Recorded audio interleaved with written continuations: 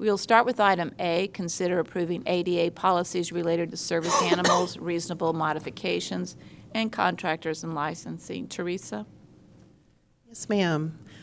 Thank you, Theresa James, City Attorney, but in this role also the ADA Coordinator. These policies come from the work of the ADA Advisory Committee that has been created. I think it's important to not only have legislation that requires us to do certain things related to the ADA, but also to incorporate policies into our own system to help promote and sustain that culture of accommodation that really the legislation is intended to have. So these policies they were drafted by me initially based on a number of the trainings and the different policies that I've reviewed, and then reviewed by the committee who offered suggestions and changes. We do have Sharon Troy here, who is a member of the committee, so I would welcome her to make any comments as she sees necessary, and I appreciate you being here, Sharon. So again, the purpose of these policies, it does align with the ADA training that our staff has been receiving. We've trained over 300 of our staff members, our frontline employees. Most of our directors, are still a few that are out there that missed the first training that will have to come to another training. All of our fourth floor administration has been trained, and then all of our managers. So we really are making big strides in training, making sure everybody's on the same page related to the responsibilities we have. These policies also help ensure compliance as staff changes. There's a lot of training that you take whenever you're a new employee at the City of San Angelo. One of the things you do receive, though, is a policy handbook, and we want these policies to be something that people not only would receive training on formally, but that they could review on their own so that they know what is expected of them. And it also creates clear processes related to responses to requests. So we want our citizens and our employees to know if there is a problem, what is the process that we're going to go through to fix that problem for them. So I want to go through these policies specifically, partly because I'm a teacher at heart, and I want everybody who's watching this to understand what our responsibility is, as well as theirs in some cases. But for service animals, individuals with disabilities may be accompanied by service animals any place the general public may go. That includes places where health codes might otherwise prohibit animals from being. Service animals are still allowed in those spaces. There are no identification or special tags that we will require. We do know some service animals do have vests and other forms of identification. That is completely discretion of the owner of that animal, and is not something that is required or that we can require. We can ask that disruptive service animals be removed, and if there's a question as to whether or not an animal is a service animal versus, for instance, a comfort animal, these are the only two questions that we can ask. And our staff has been trained. These are the two things you can ask to determine whether or not this is a service animal. The first, is the animal a service animal required because of a disability? And second, what work or task has the animal been trained to perform? We can't ask them to demonstrate the skill. We can't ask them, what is your disability? We can just ask the question, what kind of work do they perform for you? The second policy is a reasonable accommodation policy. I think, as most of our staff knows now, that we do have an obligation to make reasonable accommodations if we are requested to do so, and if we have, we're within the parameters that we're required to do so. So this policy will help ensure staff knows of that requirement. Per the policy, directors have the authority to deny a request if the request fundamentally alters the nature of the service, program, or activity. I wanted to make sure that it was a director who had that authority and not every single employee, to maintain some consistency. Managers or directors have the authority to deny a request if there's a legitimate safety concern. And the reason managers are added to this portion of the policy is these things often come up in the middle of a program where a director may not be available, but a manager is more readily available. So if there's a safety concern being raised by any accommodation we grant, we can deny the request for the accommodation at that time. Any denial does need to be in writing, and the person shall be directed to tx.us/ADA webpage, or to myself as the ADA coordinator, so they have information about filing a grievance. The reason it needs to be in writing is there are statutory deadlines as far as filing a complaint with the Department of Justice, as well as a deadline within our own policy, our grievance policy, as to when they need to file those grievances. So we want to make sure everybody's clear on when that time clock starts. And then the third policy I want to get your approval on today is one that deals with contractors and licensing.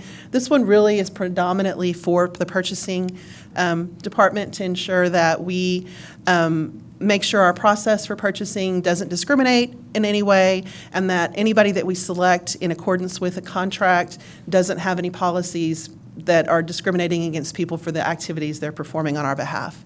And also it addresses a little bit that we're not going to operate any licensing program or create a program or activity rules that discriminate. One thing during the training I'm asking people to do is really pay attention to the rules that we have in place for programs and to make sure, one, that they're necessary, because a lot of our rules were written like I was in high school, which is a long time ago. And second, some of them do have this added effect of like causing some forms of discrimination that really aren't intended or necessary. So we are evaluating that on a day-to-day basis, but again, I did want to put it into this policy.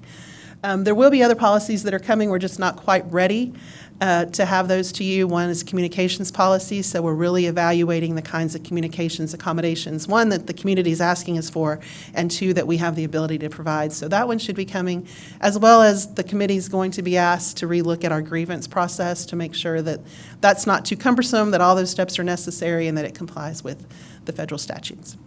So I'll be happy to answer any questions about that. Do I have questions or comments from City Council? Larry? Karen? Lucy? No, ma'am. Tom? Yeah. Yes. So Theresa, just some I go into a situation I saw just last week. And this goes into the ticketing and back to the AD, some of the very first things. If a person buys a handicap seat or something other under ADA, they turn around and they sell those seats. They can sell those to somebody who's not handicapped, but that does take up and fill space. I saw it just last week where 6 people were sitting somewhere, 5 of them had no need to be in there. One of them did, but when they got questioned, they got those tickets was sold to them from somebody that had bought them under an ADA situation. So Right. I see that happen, and I see how that could be abused quite a bit. Also saw a couple pets last week in Santa Fe, and they had on the service dog. They were pups, Labrador pups, which is great. So everybody wanted to go pet them, and I said, okay, so, you're training them or something. Yeah, well, we're not for sure if they're going to be that. So, my question is, at times, we know the questions we can ask.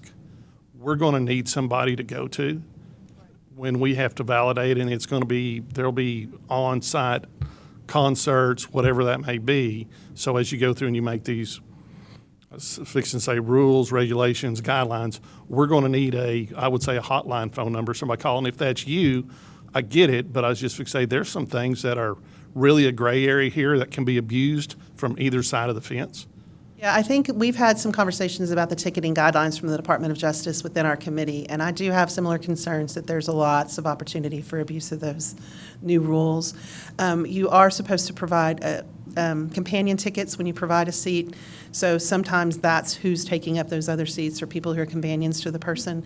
As far as the service animals are concerned, people come to me frequently now asking those kinds of questions. There's a case where a person brings their dog out to the ball fields and they say it's a service animal, but the dog doesn't seem to do anything but play fetch with the person. So again, making sure they're asking those questions and ensuring that we're not violating anybody's rights to privacy or any of those things when we're trying to ascertain those things. But I am available and have answered a number of questions in that regard. The question is, how does one get the placket, the paperwork, the whatever the animal wears that says they're a service dog? There's no required training and there's no required certification. I can train my own animal to provide a service for myself, and that dog would constitute a service animal. As long as it's trained to provide something that's related to a disability that I have, it qualifies as a service animal. But there's no proof that, in fact, it is a service animal or that that animal is in service to someone who needs that support. I don't think we really have a problem with too many people trying to hold out their pets as being service animals. A lot of them are just like, it's just my dog and I'm just wanting to bring it here. We have some people who bring little dogs into like the annex when they're paying their bills. And if they're holding them in their arms and they're not causing disruption, staff just pretty much deals with the person and lets them go on. But yeah, there's no certification program. We can't ask them for any kind of identification. That is clearly written in the law. With that, further questions? Yes, Tommy. Theresa, I was looking at the city webpage. I noticed as on the landing page, it scrolls through there, and there is clearly a place on there to do something with respect to ADA. My question is, I wonder if we should have a permanent button. Looks like some of these buttons to the right are permanent buttons that don't rotate that we need to have specifically for ADA questions. That leads to our grievance page. Brian and I are looking at different ways we can make that page more accessible. He did create that short link. I think those buttons are set at the site, and maybe he can come out and explain that a little better. But the thing that we're working on really with our website, and I had lunch with the folks at Lighthouse who are fabulous. If you haven't been out there to see what they do and talk to them, you should go because it's really fantastic. And we just asked them, talk to us about what you guys need. You know, we talked about Braille, and they're not interested in Braille. They consider that kind of an antique language. But they are really interested in making sure that our homepage is easily accessible by a web page reader. And Brian's been working, and Lorelei have been working really hard on that, so I'll let him address those questions. Morning.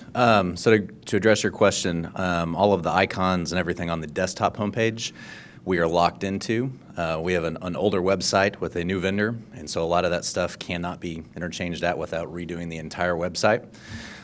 We do have an ADA link under the popular tab. If you're on a mobile device, ADA is the first button on those. We do have control of those. But when it comes to changing out some of those permanent buttons that are on the homepage, we don't have the capability at this time to do that. So. But it is on the iPhone, on their phone. Yes, So it it's is, yes. immediate. Yes, ma'am. Further questions, comments? Who was that?